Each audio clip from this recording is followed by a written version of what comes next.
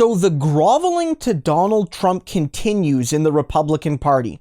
All of these Republican officials in the House, in the Senate, can do nothing except bow before the man that lost them the 2020 election, lost them the presidency, lost them the Senate. It's crazy to me, guys, that we're still having this discussion, and all Republicans can seem to do is sell out anyone that doesn't 100% accept Donald Trump's lies. And the latest target is Liz Cheney. She's been a target for a while now, but just in the last couple days, there seems to be momentum among House Republicans to basically remove her from the leadership.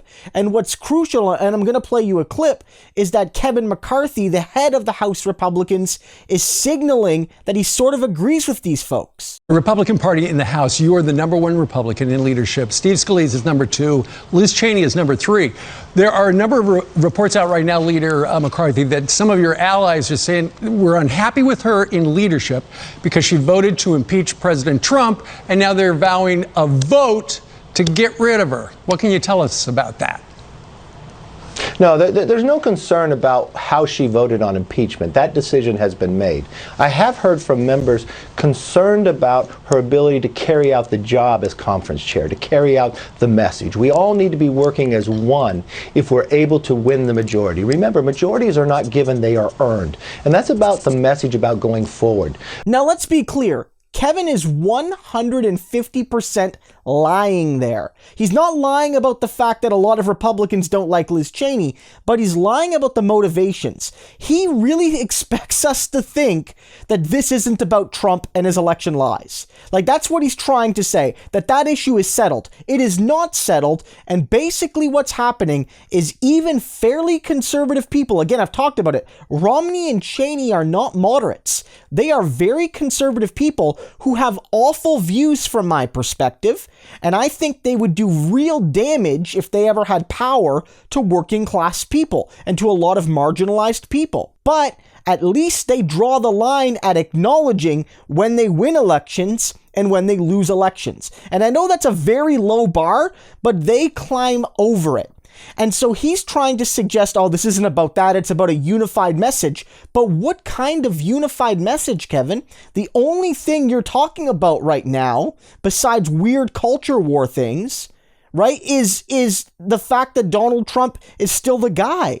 Like, that's the only thing that the GOP is really consumed by right now. And so you can say it's about message unity, but the thing that unifies the Republican Party is a delusion about the 2020 election. And it doesn't just stop there, right? It really goes to the fact that even people like Josh Hawley has basically come out and said, like Nikki Haley and so many others, that he won't run against Trump and that Trump can have the nomination if he wants to have it. And looking forward, would you support former President Trump running again for office in 2024?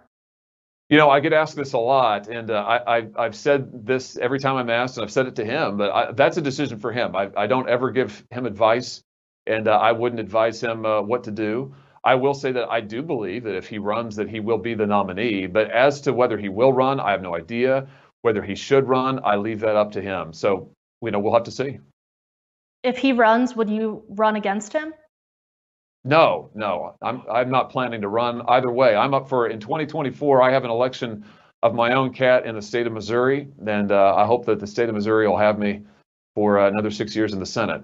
So we'll see. We'll get there in 2024. How pathetic is this party? How pathetic is it?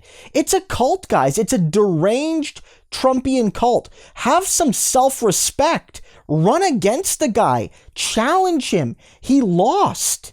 But again, I want to make one thing clear, like I did in my Romney video a couple days ago. The lesson here isn't we need a more respectable Republican Party. The lesson here isn't, wouldn't it be great if the Republican Party were all Cheneys and Romneys and Adam Kinzingers and these sorts of people. The lesson is the Republican Party is unsalvageable. It's irredeemable. And the only way American democracy can survive is if this party withers away and dies. That's the lesson here.